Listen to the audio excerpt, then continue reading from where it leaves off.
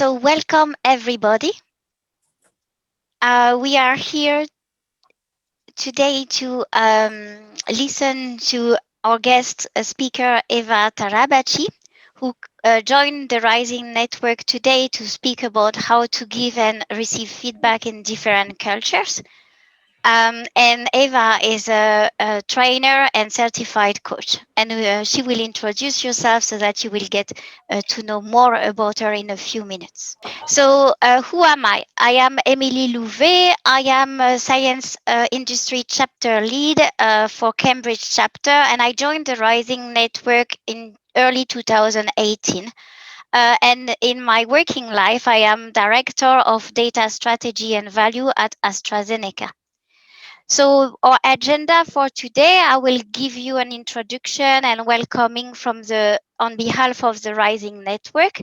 Then we will leave the floor to Eva. And at 12:40 approximately, we will start our Q&A, and we will then close at 1 o'clock. So what will you learn today? You will learn to getting to know the different types of communicator, different ways to formulate feedback around the world, the different degrees of feeling allowed to contribute to discussions.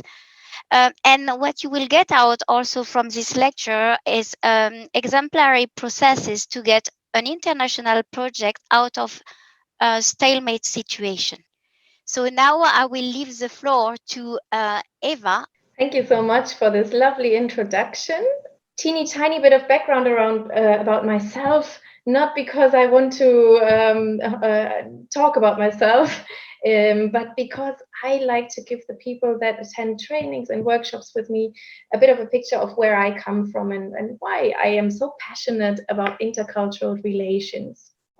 So when I was 12, I had my first intercultural encounter and moved to Malaysia.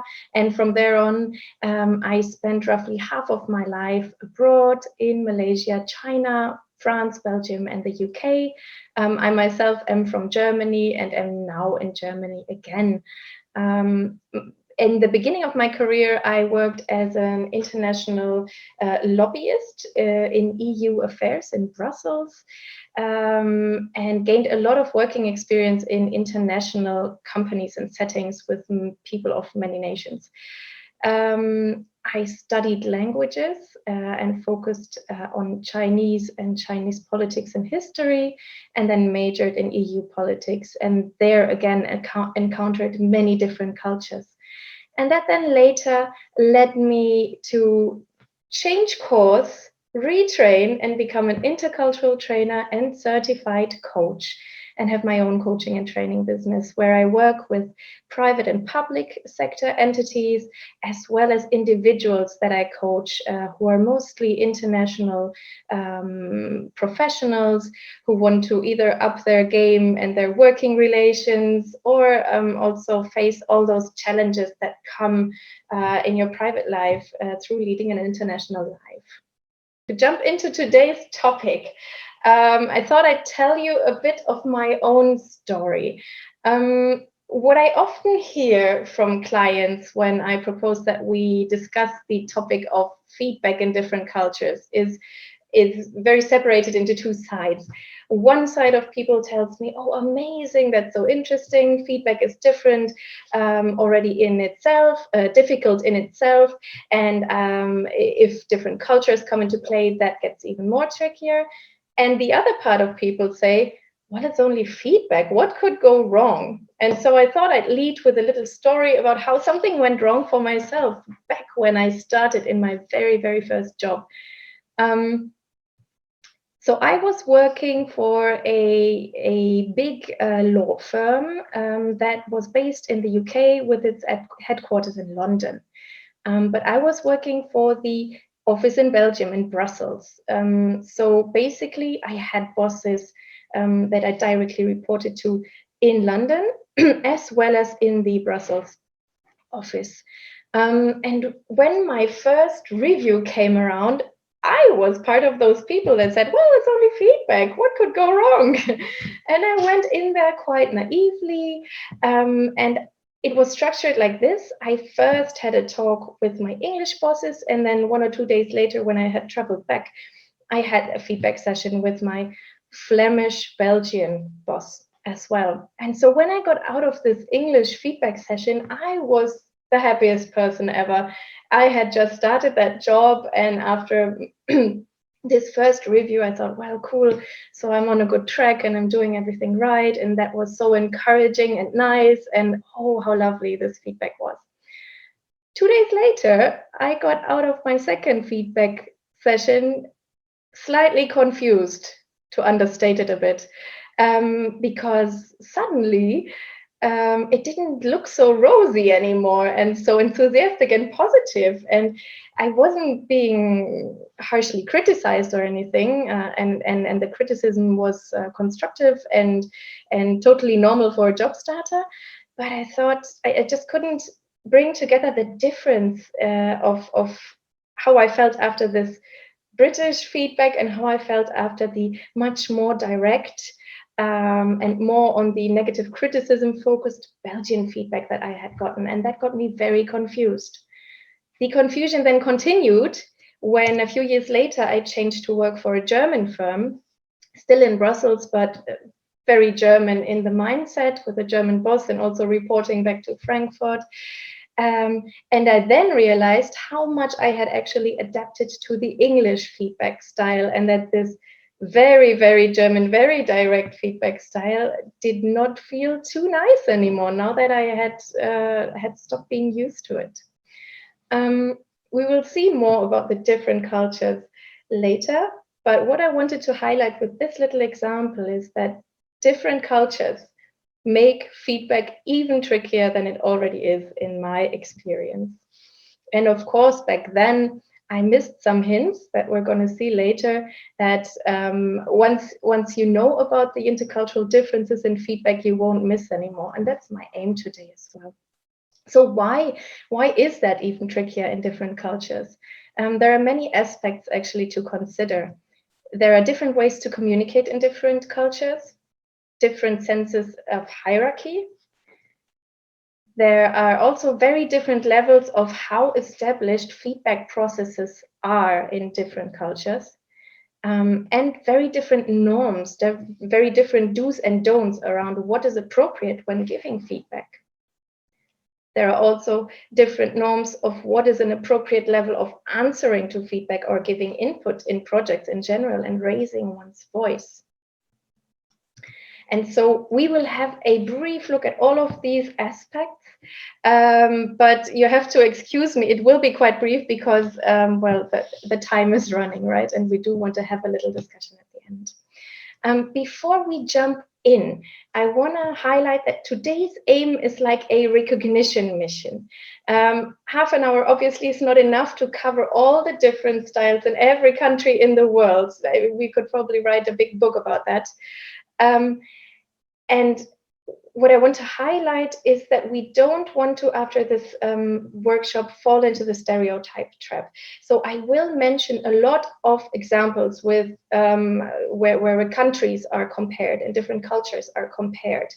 But of course, when we go out of the workshop, we still need to always assess if an individual is actually in line or not with their mainstream culture.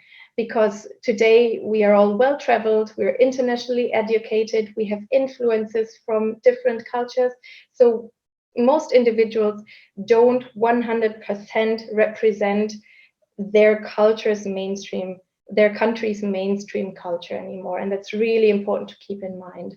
So what the aim of today is really to get a grip on the general cultural influences on feedback, so that when you're in a situation where you're sometimes not sure if this was feedback, or sometimes not sure why somebody reacts rudely or weird in your terms, that then we are able to recognize what is behind that. So that's my aim for today, and I hope we'll discover lots of interesting things that lead us to this. So we start right away with the different communication patterns that matter in feedback cultures. I decided to go through 3 of these today. So we have indirect and direct communicators, effective and neutral communicators, and formal and informal communicators. And we'll go through an example of each now. So an example of indirect or direct communication. And for those that went to my workshop on cultural differences in the workplace, the next two examples you will already know. But after that, it will all be new content.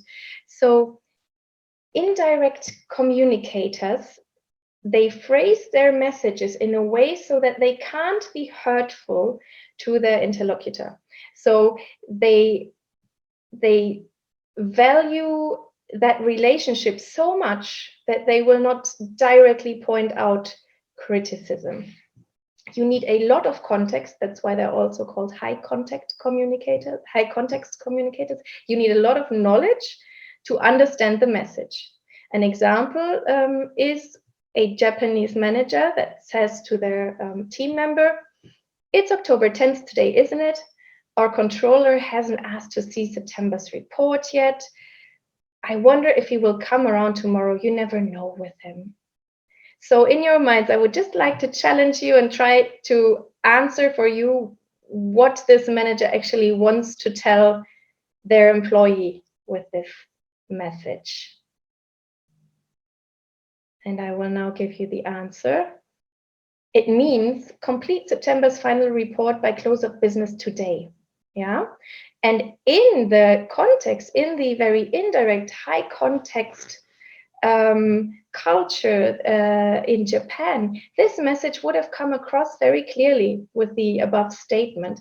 But of course, if somebody from a very direct culture who are used to having very direct orders comes in, then it is very hard to actually get the message, and you might walk out of the office and not work on that report, and then commit a crime almost. To highlight how effective and neutral communicators impact on feedback. What I wanted to say with the high indirect and direct communication, as well as, of course, that feedback is structured in the exact same way as you would communicate tasks. Yeah. So the feedback in an indirect culture will be much more indirect, and in a direct culture such as Germany, France, the Netherlands, the Nordic countries will be very direct. We will get to more examples of that later as well. Effective versus neutral communicators. So effective communicators, they have a preference to show emotions, even in work situations, and they are very connected to their emotions. They really value deeply transparency and expressiveness. And you can see it in their facial expressions, in their gestures, in their words. They like to make statements quite dramatically. Whereas neutral communicators, they value the control of emotions. Yeah, so they like to stay very connected to rational thinking, and expressions only get revealed accidentally. There is a taboo around too much physical contact, too many facial expressions and gestures, and statements are often made in a rather neutral, monotonous tone. And now comes the but. What is important to remember in feedback situations is that effective communicators still think rationally, and neutral communicators still feel emotions. So I've seen it a lot of times when I was in coaching sessions and we discussed a feedback situation. Say an effective person got feedback from a neutral person, yeah, and they would say things like, well, I really don't like being judged by this machine, this person with no feelings. Even the way they just say that to me, they just smash that criticism in my face with no connection at all. I can't accept the feedback. Okay, so in such a situation, what the effective person misunderstood was that it's just a way to communicate. It doesn't mean that the superior who communicates in a neutral way doesn't feel emotions or accept their emotions. Yeah, it's just a communication style. And the other way around as well, what you can hear often is neutral communicators complaining that effective people don't think. Yeah, and that of course isn't true either. And so when you're in a feedback situation and you feel that your counterpart is on the other communication pattern, keep in mind that it's just the way they say things, not necessarily the way they process things. So even if they seem very factual, they still feel emotions. Even if they seem very emotional, they still think rationally, of course. Hierarchy matters hugely in feedback in different cultures. Yeah, so I really like this graph because you can see how decisions are made and communicated, so top down or consensual, and you can see if a country is more egalitarian, everybody has the same rights to give input, to have a say, to voice criticism, or hierarchical, where that right depends on your position in the family or in the company, depends on the context, right? So if we think about feedback again, and if we think we have somebody who comes from, say, some opposing extreme, yeah, say we have somebody from one of these egalitarian consensual companies, somebody from Norway, and they go to China, where the approach is much more hierarchical and much more top down. They then need to learn. They need to learn what the culture they're going into is about and how it functions, because otherwise they might be shocked at what is thrown at them, or how little or much they are heard. So depending, of course, into which position they would switch, say our Norwegian person becomes a manager in China, a complaint that you often hear is that they give feedback down to their subordinates, but they don't get any feedback back. And that is totally normal in the Chinese culture, where the hierarchy and the top-down decision-making commands that it's the boss that takes decisions and gives feedback, but not the other way around. Of course, for the Norwegian person who is from this consensual egalitarian concept, that is very hard to accept, or might be very hard to accept, depending on their intercultural flexibility. So sadly, we can't go into many examples of all these countries, but I really like this overview, and it's just something to keep in mind. If you feel like, oh, somehow from these people I don't get much input, or I get too much, it might be because you're not on the same line in terms of hierarchy and egalitarianism. So my practice tip here is to get to know how hierarchical or non-hierarchical the culture that person you're dealing with is. Oh, sorry. And then to already get to know the norms that are associated with this hierarchy, because every hierarchy is associated with a whole set of behavioral norms, yeah, do's and don'ts, and you need to respect the needs that come with these do's and don'ts, yeah. For example, in China, where it's just to get back to that example, where it's quite hierarchical, the team members have a need to get clear instructions from the top, and they don't necessarily have that need to voice criticism to the top because it's not in that culture. But if you then come from Sweden and you want to desperately get your feedback out of them, well, that is not very respectful to that hierarchy's needs. That's what I mean with respect the needs. If we look at formal versus informal feedback processes, yeah, so we have a lot of cultures and countries where yearly appraisals or performance or development reviews are very established, or even monthly, but regular, you know. They can be in one-to-one sessions, you can have team feedback sessions, you can have employee of the month schemes in some countries and organizations, you can have boni based on performance. All of these are accepted within their culture. You can also have anonymous 365-degree feedback that is provided into all directions, so to the level above and to the level below. And all of that is, of course, very nice, but I just want to point out that there is also a whole part in the world, or many parts in the world, where feedback processes are not established in this way. And where if you then call in employees for a feedback session, because that's what you're used to, but they are not used to this, they might get the shock of their life and be really frightened because they get called in by their boss. So something must be wrong, right? So in other parts of the world, feedback will happen much more informally. For example, in restaurants or when going to bars, going out for drinking, yeah.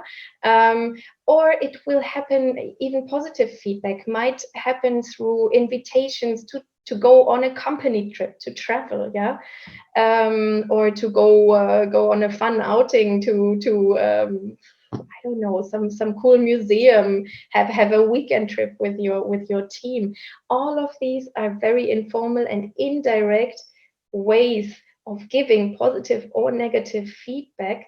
And what happens often here is that they are not seen or taken seriously enough if we are too used to the formal feedback processes, right? So it can happen that we're so used to our appraisals that our counterparts invites us to a bar and drinks a lot of beer with us, and then mentions, because in their culture that is the normal way to do it, mentions that something's not going so well and we might, want to change something, and that is not taken seriously enough because it doesn't feel like a formal feedback, but it actually is. So just to open your antenna when you're working with different cultures, that they might be fearful from the very formal feedback processes, and they might also express feedback in a more indirect way. And there comes the practice tip.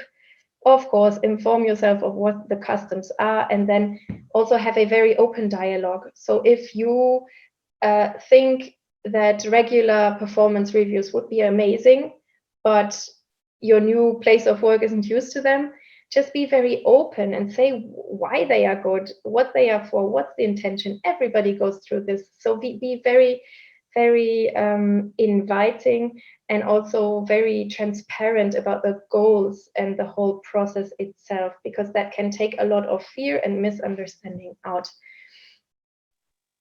Eva, sorry, Yes. we just had one question that I think is important for the comprehension is what is boni? It's bonuses. Sorry, maybe that's just the German way of making the plural of bonus. Like, extra payments at the end of the year if you had a great performance. Yeah, sorry. I figured because it's a Latin word that in all language the plural is boni. Sorry. So it's bonuses. Thank you for the question, Emily. That is important. Yeah. And apologies for being too German in my slide conception. So I also said that norms around feedback can vary very much. So how do we give, what is okay when we give the feedback? And one norm I'd like to start with is how much criticism do you actually put forward? How much positive padding do you wrap around it? So if you imagine feedback like a hamburger, where the actual criticism is the meaty, juicy burger patty. Yeah, sorry, now I'm not sure about my English anymore. Patty, and you have the buns as a sort of positive wrapping around it, so that the message doesn't feel too harsh. Yeah, some countries will dish up the whole burger. For example, the UK and the US will do that. They're very well known for that. So they would say something like, "Oh, you've done so well on this project. We are really pleased with how it went. There is just one little thing that we would have liked to see more. You could have kept us more in the loop about how things are moving forward." And then comes the second bun. So we had bun, patty, and now comes the bun. But all in all, congratulations, your work here was a real success. Yeah, so we have a positive statement in the beginning, then comes the criticism, and then comes a positive statement at the end again. So the whole criticism doesn't feel too direct. Yeah, other countries prefer to dish up the low carb burger, meaning just the meat. Emily is nodding. So, being from France, I think she knows this. In France, in the Netherlands, in the Nordic countries, in some Eastern European countries, Germany certainly, it is not considered too good to actually give praise or positive feedback. It's considered unnecessary because there is this assumption that people who show up to work are professionals, and we do believe you can do your job. We don't need to mention that again.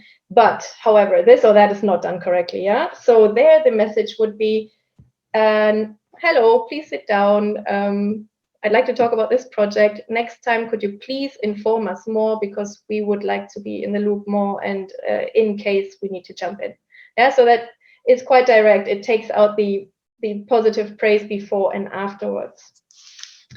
And now, then we also have the extremely indirect countries which just serve the sides. So you will get a bun and some fries, but the patty is missing. Yeah, and in those countries, think of Japan, Brazil, Mexico, China. The statement would sound something like this. We're pleased with how the firm is going, and we think that you can take on a new project with equal responsibilities. By the way, we have also installed some new software that makes it easier to include progress feedback into the project overview. Yeah.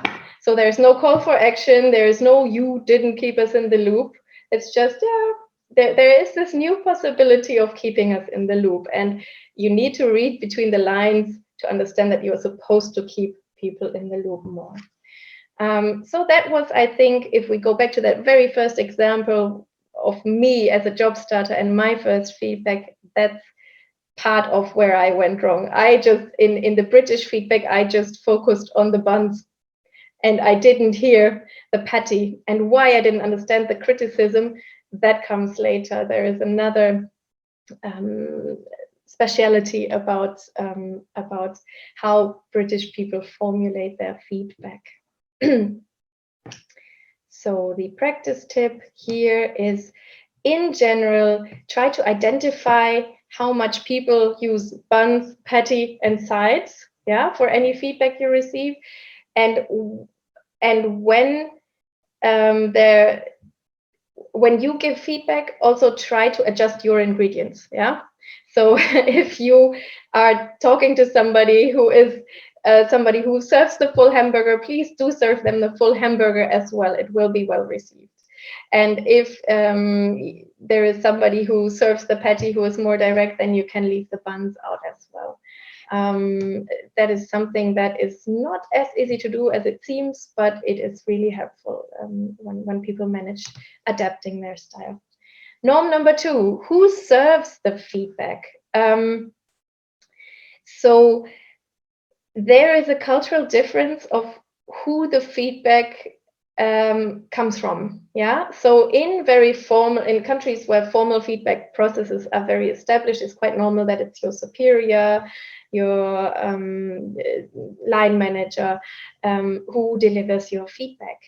But in more indirect countries where feedback processes are not as clearly defined, it can somebody be that a third person actually serves you the feedback. And what I've seen in my coachings and trainings in companies is that often there can be a big misunderstanding happening when this happens, because people often don't recognize that they are being served feedback. So often what happens is somebody who is not involved in a project approaches you and says, I think so-and-so isn't too happy with how this and that goes. And what happens often is that this is dismissed and not taken seriously, because it seems like why is this person, sticking their nose into a project that they're not involved in? Is this gossip? Do they want my position in the firm? What is this? Why are they approaching me on something that doesn't concern them, right? But that is, of course, very dangerous, because in a culture where this technique is used, people do still want to provide you with their feedback. You are just not receiving it in this case. So that is already one hint to never dismiss. If you're in an indirect culture, working with people from an indirect culture, don't dismiss what seemingly unrelated people have to say. Yeah, they might actually be indirectly sent to you to give you that feedback. And also the other way around, you can actually get a significant amount of project out of stalemate with this, if you apply it in the right country. So I accompanied a project in Ghana, which was completely stuck. The person managing it from the UK, so that project was managed from the UK and then to be applied locally in Ghana. And the person in the UK got really frustrated with this project, because they said, well, it's not moving forward. And every time we say, why is it not moving forward? We only get very polite nodding and smiling. And yes, we are going to move it forward. And then nothing happens. And so we keep asking, what's wrong? Please tell us. We're open to any suggestions, and nothing comes. And we want buy-in and we want input, and we don't know how to get it. And so I, at the time, was not the expert of Ghana. So that is also something you always have to learn about that new culture you're working with. But after a bit of research, we found out, okay, Ghana, in Ghanaian culture, this third person feedback is also used quite frequently. So what we did, we was that we installed somebody in that organization that didn't have anything to do with the project and didn't have anything to lose. As a third person. So it was a halfway formalized process. Everybody knew who they could approach, and that person knew that whenever they heard something and got some feedback, they needed to report that back to the UK office. And the project actually got to work again. So you can also use this knowledge about how different cultures use their feedback in order to get projects moving again. Yeah, so the practice tip, I think I've already mentioned, right? Don't ignore seemingly unrelated people. Now comes the solution to the second point of why my naive young self in my first job didn't get that feedback right. Some languages use upgraders and some languages use downgraders when they communicate feedback. So I, again, very stereotypically, I chose a US example and a UK example, just simply because they use the same language, and so it's easy to compare, right? Both is English. So an American person who has something to criticize might say, this is the worst thing I've ever seen in my entire career. Bam. So the upgraders here are words to highlight and to upgrade the message. The upgrader here is the worst thing I've ever seen in my entire career. Yeah, it pushes this message up. Whereas a downgrading vocabulary would be, I think this task may still need some refinement. You might want to mull it over again. Yeah, may still need some refinement, might want to. Downgraders, yeah, making the message less urgent in a sense. Or even in positive feedback, amazing job. You've done outrageously well. We absolutely love having you with us. Yeah, that's something you could hear in a feedback statement in the US. Again, very loud vocabulary, right? Amazing, outrageously, absolutely. And love is also quite a big word, right? Whereas in the UK, you might hear something like this: not too bad how you managed to find a way to get person XYZ to agree. Not too bad, right? It's another way of saying amazing or well done, but it's downgrading again. And so I think if I think back to that feedback that I got years ago and where I didn't hear the patty, I think that message was downgraded a lot. So to my very direct German ears, it just didn't arrive. And that's something to pay attention to. So here, I would encourage you to observe how your counterpart usually speaks in non-feedback situations. Try to analyze, do they use upgraders a lot? Is everything totally, completely, outrageously something? Or do they use downgraders a lot? Yeah. And then you can also understand and filter their messages more easily. And also adapt your feedback, of course. Then there is also a difference in the preference of giving qualitative or quantitative feedback. So, of course, sometimes in companies this is preset, but even cultures sometimes have a set preference. So, a lot of Asian cultures like the quantitative approach. It respects the person, it makes the feedback more neutral by not pointing out particular things somebody does, and it establishes comparability. Whereas a lot of Western countries prefer the qualitative feedback. It aims at creating a dialogue and it creates this room for discussion about improvement opportunities. And it's like this back and forth. And here, my tip is to not engage in this, what I have in the picture, in this is better or that is better approach, because that's not helpful. If somebody is used to one way or another, what is better is, and you meet them and you have to deal with feedback with them, it's better if they have another preference, don't dismiss the intention behind their preference. That's why I wrote these intentions on the slides. Yeah. So each style has a good intention behind it. And if you're really convinced of your preferred style, then try to show the positive intention behind your preferred style. And also reflect back that you still see the positive intention of the other style. And then you might be able to find some good middle ground, yeah, between the different preferences and cultures. Norm number 5, and I have to hurry up, is about how do we accept or how do we not accept positive feedback, yeah? So feedback isn't all about criticizing, of course. We can also get praise, right? And different cultures approach this differently as well. Yeah. So my example here is pretty simple. Somebody says, "Wow, Gloria, you look stunning. You look really good." And in one culture, there will be, for the receptor, the receiver of this compliment, the obligation to agree to the person that said it.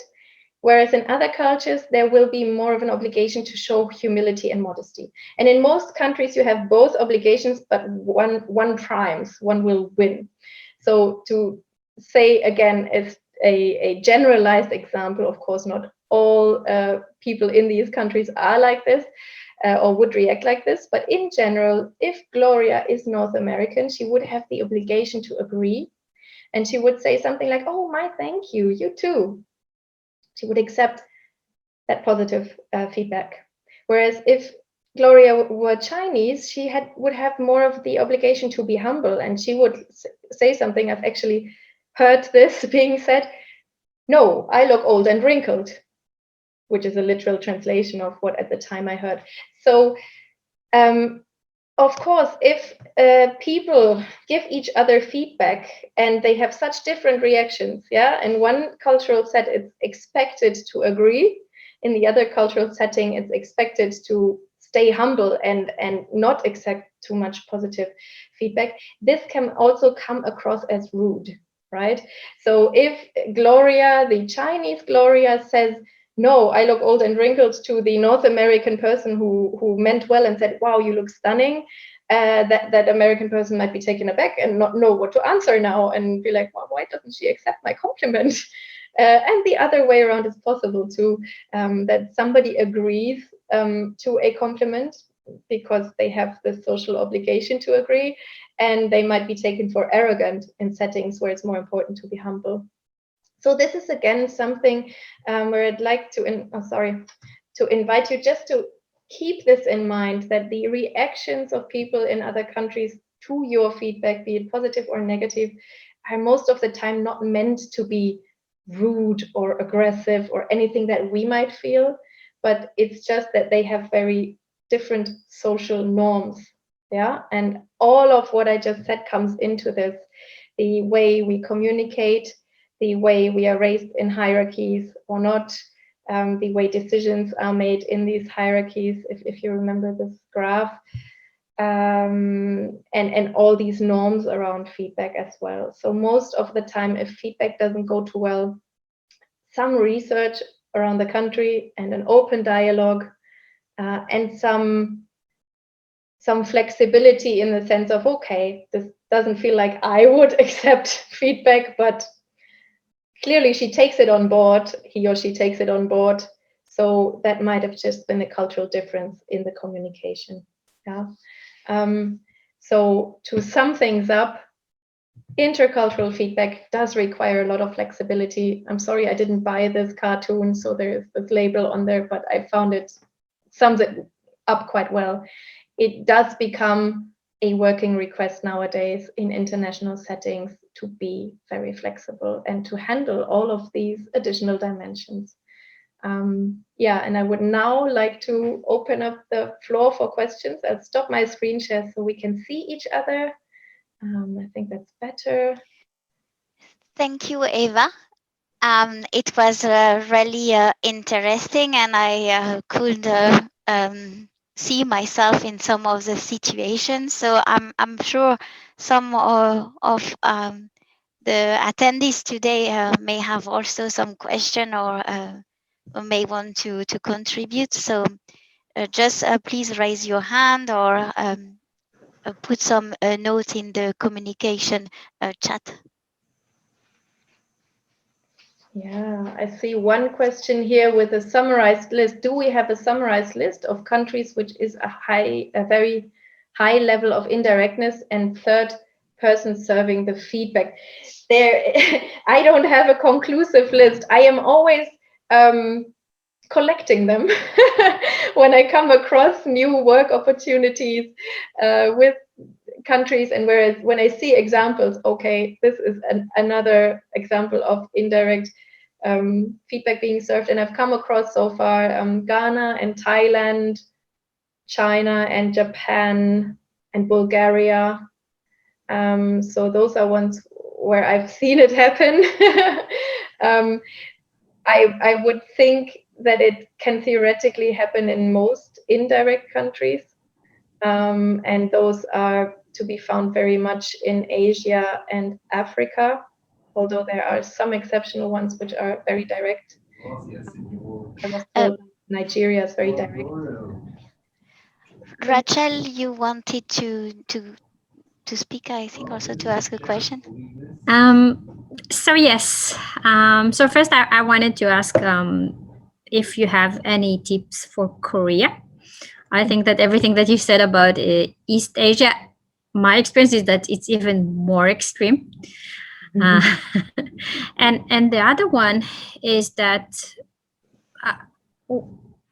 I found out that it's very hard for me to adjust myself to other cultures.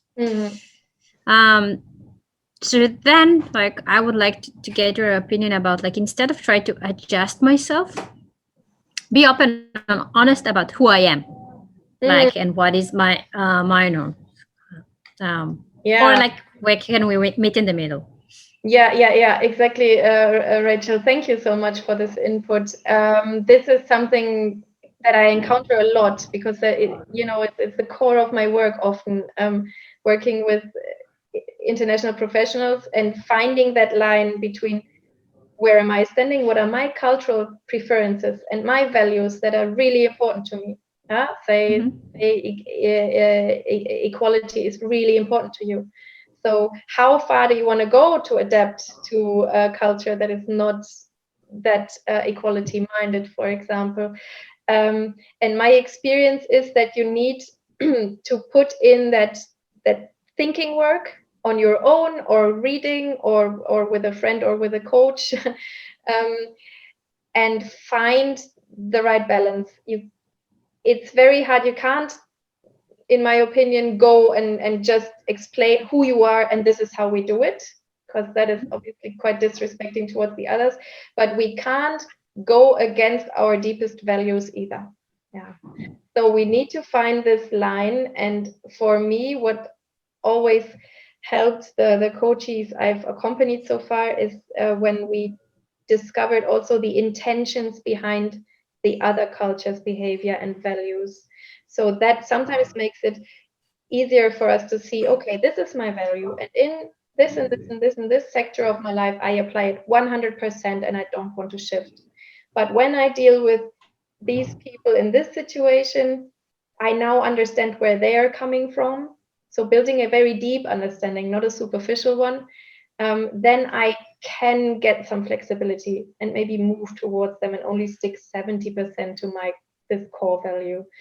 So it is a lot of work, but I think it's really worth it, because if we don't move forward towards each other at all, if we don't adapt at all, then we don't have that flexibility that is required for things to function. In Korea, I wish I worked on projects with Korea, but I have to admit I'm not the country expert on Korea. Okay. What I can recommend you is an amazing book by Richard D. Lewis. It's called When Cultures Collide, and it has a general part about cultural differences, and then it has this thick part about almost every country in the world. Okay. And there must be a chapter in there about the two Koreas. Yeah. So. Okay. Okay. Thank you. We have a last question from Catherine. In terms of workplace, which culture you would consider the best work environment with your multicultural experience? Yeah, thank you for the question, Catherine. That's an interesting one, because many times I think we start from the environment we're socialized in, and we think that that is the normal and that must be the best.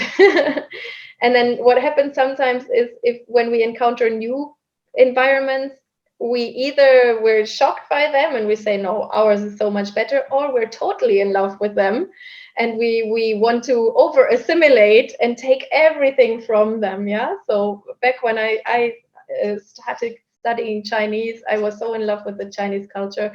I thought we should all be Chinese and the world would be better, really. And then that is often called a honeymoon phase when you encounter new cultures. I see Emily smiling, so I think she had that phase too. But in my experience, what comes out at the end is that there is no best environment.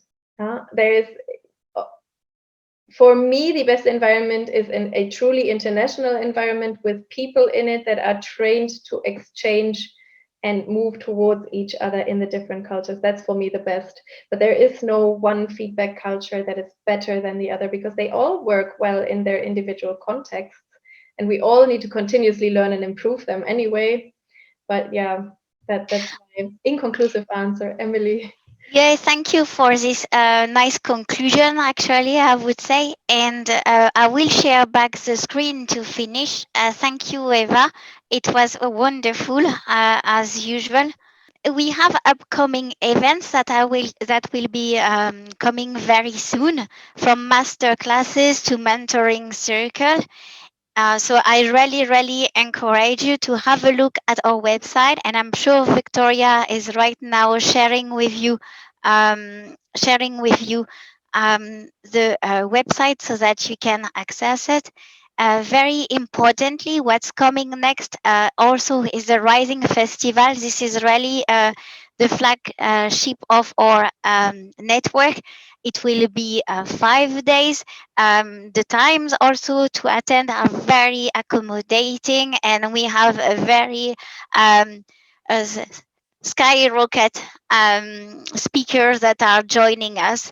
And I really encourage you to come and to celebrate the International Women's Day with us and to get inspired.